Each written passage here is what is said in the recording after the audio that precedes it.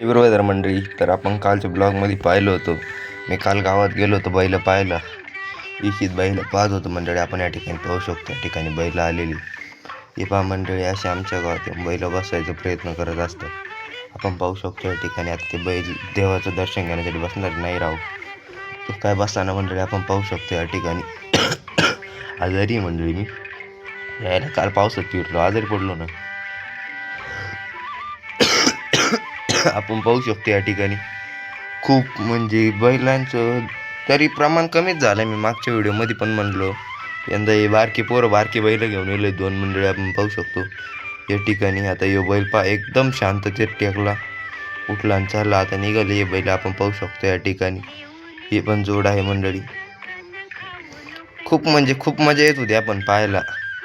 मस्त वेगळं वाटत होतं. त्याच्यानंतर काय बैलच दिसेना, एक बैल येईना.